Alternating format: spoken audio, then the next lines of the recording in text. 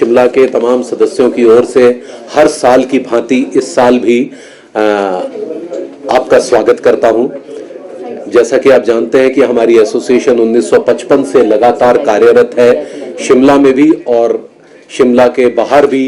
अब तो इसका कार्यक्षेत्र जो है वो बहुत अन्य प्रदेशों में भी फैल गया है और यहाँ पर हमेशा से बहुत अच्छे अच्छे लोगों का सहयोग हमें मिलता रहा है शिमला में, जिसके तहत हमारे पापा के ज़माने में language art and culture department का सहयोग था, जिसमें श्री एस.एन. जोशी जी थे उस समय कला विभाग के डायरेक्टर, तब से लेकर अब तक। और उससे पहले भी जितने भी यहाँ के बड़े बुजुर्ग हमारे रहे हैं, उनका सहयोग, यहाँ के नाट्य कर्मियों का सहयोग हमारे साथ रहा है। जैसा कि आप जानते हैं कि ये संस्था ऑल इंडिया आर्टिस्ट एसोसिएशन 1955 में मेरे पापा सुदर्शन गौड़ ने शुरू की थी और इसमें हमारे साथ जुड़े थे बलराज साहनी साहब, प्रेम चोपड़ा साहब और मदन पुरी साहब। इसका मुख्य मकसद जो था वो नेशनल इंटीग्रेशन थ्रू आर्ट था। 1955 एक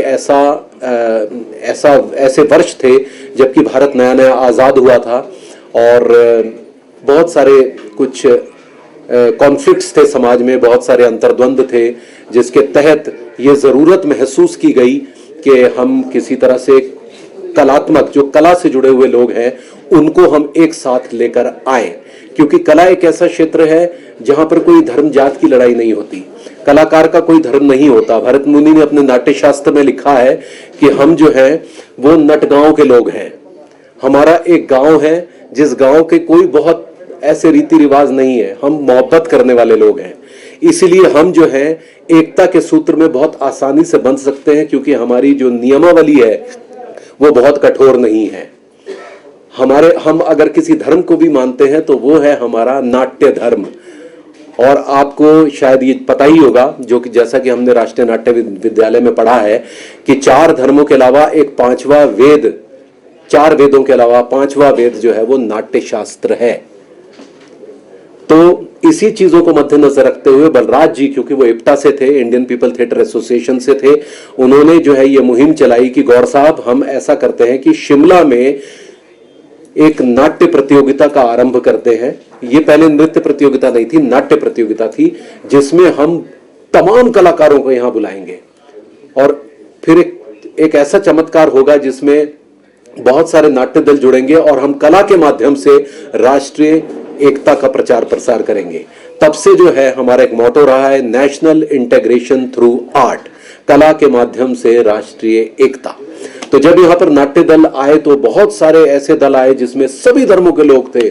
बहुत सारा एक यहाँ पर हम कैंप फायर किया करते थे, जो बाद में जो है वो क्योंकि बहुत भीड़ होने लगी तो वो कैंप फायर होना अब संभव नहीं हो पाया।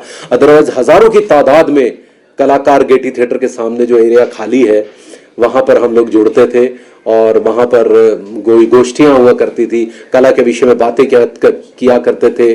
तब मैं बहुत छोटा था। जब से मैंने होश संभाला वो शब्द था 1980 से।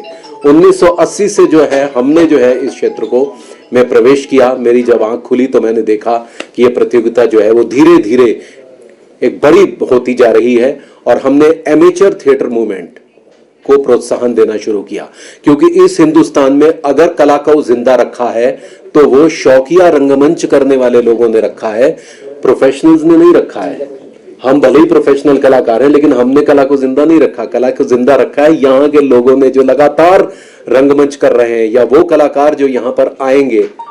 अभी लगभग 22 स्टेट से यहाँ पर कलाकार आएंगे, 27 नाट्य दल आएंगे, 400 और 400 डांसेस होंगे। और डांसेस का आप एक स्टैंडर्ड देखिएगा आप किस स्टैंडर्ड के, और नाटक भी धीरे धीरे जो स्टैंडर्ड प्राप्त कर रहे हैं वो अभूतपूर्व है, मतलब कमाल है। प्रोफेशनल्स का मुकाबला कर रहे हैं आज के जो लड़के लड़कियां हैं। तब से लेकर आज तक जो है काफी परिवर्तन हुए हैं, कंटेंट में परिवर्तन हुए हैं। पहले जो है वो बहुत देशभक्ति के नाटक आया करते थे, जैसे सरहद पार और यहूदी की लड़की, इस तरह के नाट्य थीम हुआ करते थे। आज की नाट्य थीम बहुत इंटरनेट को लेकर है, जो आजकल अभी ये AI ये जो आया है, अब इतने चेंजेस हैं, वो सारे चेंजेस नाटक के माध्यम से हम लोगों को इतने वर्षों में देखने को मिले हैं, देखने को मिल रहे हैं।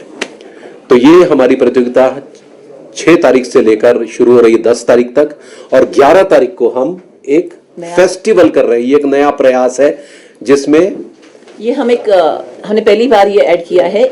हम क्लासिकल डांस फेस्टिवल कर रहे हैं जिसे हमने नाम दिया है कला कुंभ शिमला। ये नाम महाकुंभ से आया क्योंकि वहाँ पे कला कुंभ था, और इसमें प्रोफेशनल क्लासिकल डांसर्स आ रहे हैं, बहुत डांसर्स आ रहे हैं इसमें। और ये होगा गेटी में 11th को, क्योंकि ये बाद में ऐड हुआ हमारे 10th के, तो हर साल अभी ये होगा। और इसमें हमारे रिस्पेक्टेड आर्टिस्ट आ ही रहे हैं, लेकिन साथ में लता सुरेंद्र जी भी आ रही हैं जो हमारे ऐश्वर्या राय की गुरु रह चुकी हैं, उनके परफॉर्मेंसेस हैं। सो हम चाहते हैं कि इनको, क्योंकि हमारा मेरे ख्याल से ऐसा क्लासिकल डांस का एक परफॉर्मेंस पता नहीं यहाँ पे हुआ पहले नहीं, लेकिन बहुत खूबसूरत सा है। और ये प्रोफेशनल आर्टिस्ट है जिन्हें पे किया जाता है बाहर परफॉर्मेंस करने के लिए नेशनल इंटरनेशनल लेवल पे, लेकिन हमारे लिए बाकायदा है कि परफॉर्म कर रहे हैं, क्योंकि वो चाहते हैं कि हमारे स्टेज पे आए। और 70वां साल है ऑल इंडिया आर्टिस्ट एसोसिएशन का, उसको हम सेलिब्रेट करें, तो उसमें ये एक हमने ऐड किया है। उसके अलावा हम कल MC सर को मिले थे, उन्हें हमने कहा है कि हमें परमिशन चाहिए स्ट्रीट प्ले करने के लिए, जो कि यहाँ के जो मुद्दे हैं उस पर है, क्लीनलीनेस और नशा मुक्ति के जो कार्यक्रम चल रहे हैं यहाँ पे, उस पर तो हमारे बाकायदा हमारे ड्रामा टीम्स हैं जिन्होंने स्ट्रीट प्ले तैयार किया है, वो परफॉर्म किए जाएंगे मॉल रोड पे, कई जगहों पे जो हमने कहा गया है। हो सकता है संजौली में शायद हो, लेकिन मॉल रोड पे हमें स्पॉट दिए गए हैं, तो ये परमिशन मिली है हमें।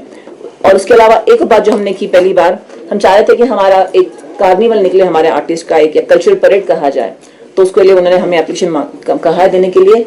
एंड 99% होता है कि शायद सब कुछ ठीक रहा, मौसम भी, तो हम एक नया कल्चरल परेड ऐड करेंगे जहाँ पे जितने भी हमारे आर्टिस्ट उस वक्त रहेंगे उस दिन, वो सब एक झांकी टाइप निकालेंगे यहाँ से।